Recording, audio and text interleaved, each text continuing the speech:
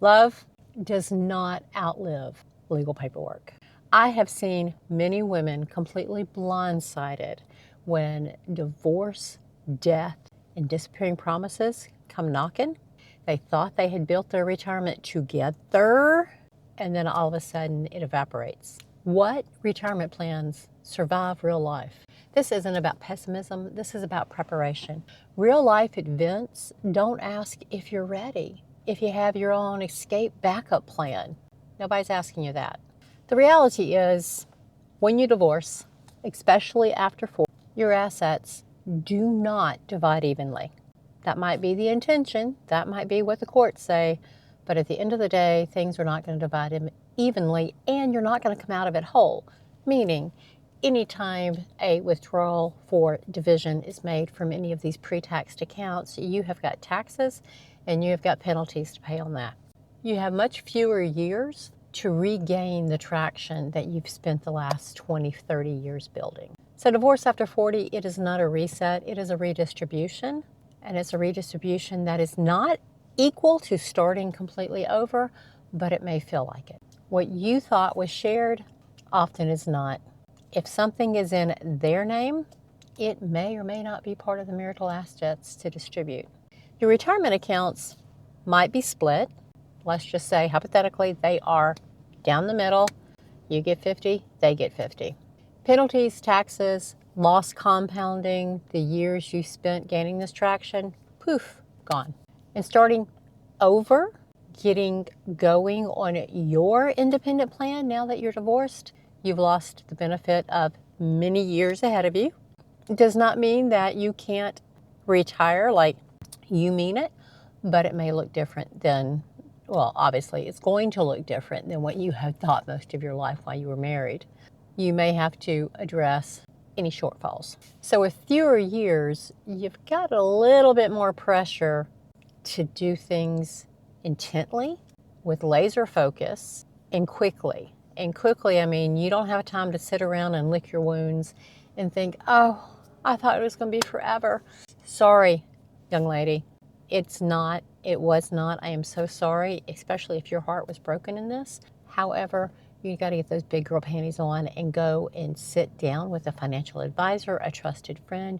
You need to immediately start figuring out where to put what has come your way through the distribution of the marital assets to get it working for you as quickly as possible.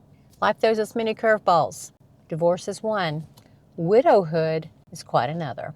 You might wake up and realize that we didn't prepare for this. We thought we were in good health, etc., etc. Again, life happens.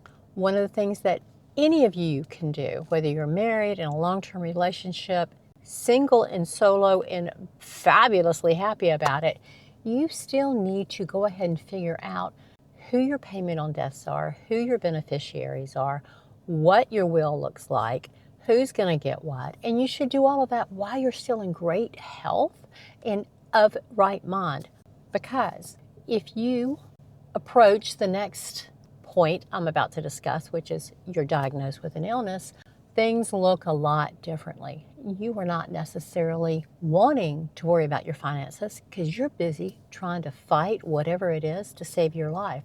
So while you're still in good health, good state of mind, get on this. Widowhood, it's emotional first, it's financial second, but you're going to be amazed at how quickly different institutions are expecting you to respond, to step up. If there was a bank account that was in their name and not yours because you let them do all of the bill paying, etc., which is fine.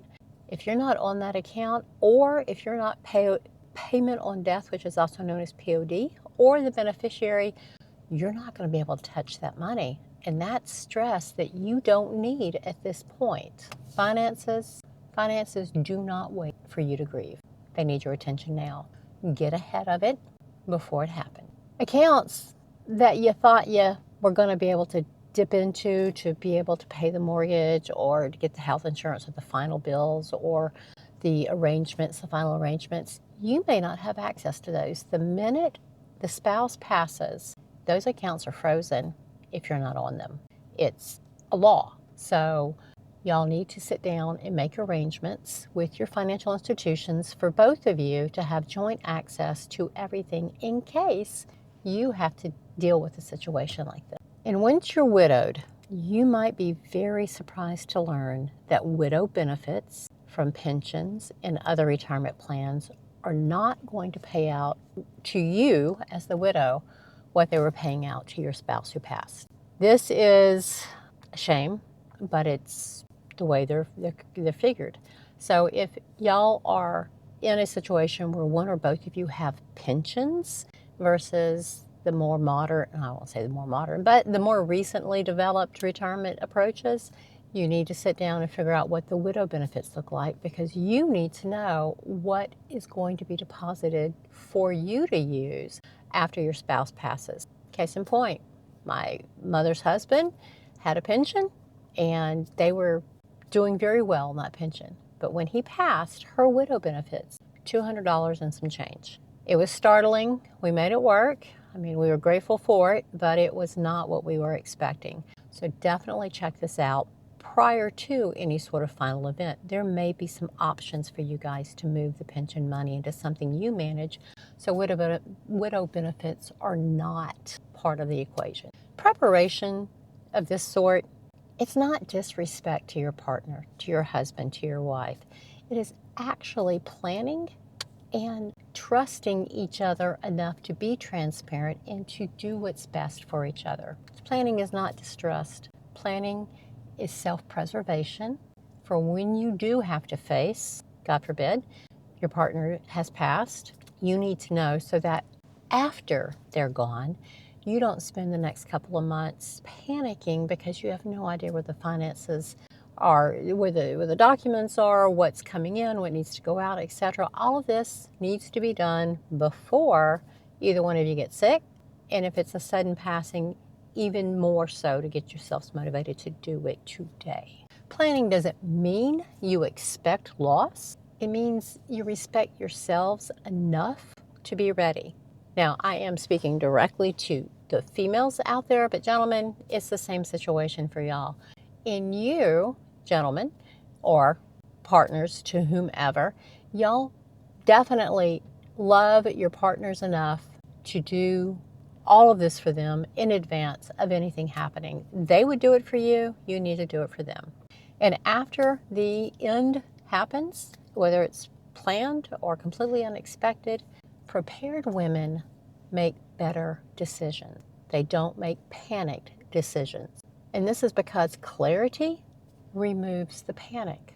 You know, there's no questions going around in your head. Self-respect is you knowing your numbers, knowing your access, knowing your option. Preparation is not pessimism. You're not hoping the worst happens, whether it's divorce or illness or death or disappearing promises.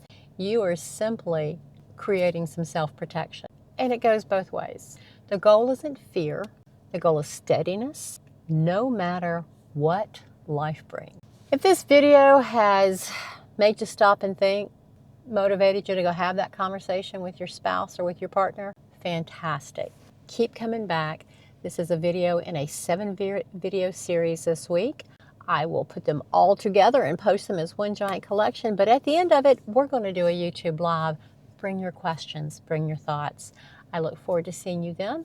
I regularly post on Wednesdays and Saturdays, so I like to say I have a little to say about a lot of stuff, and most of it has to do with retirement, because I'm trying to figure this out myself, retirement dollars and retirement cents. Check the description. You'll find some additional information, some free budgeting software, not software, some free budgeting workbooks and worksheets, and then also a side hustle worksheet. How do you can figure out how your life experiences convert to a potential side hustle to assist in retirement, a hybrid retirement, or maybe even something you can begin doing now to get this debt paid off.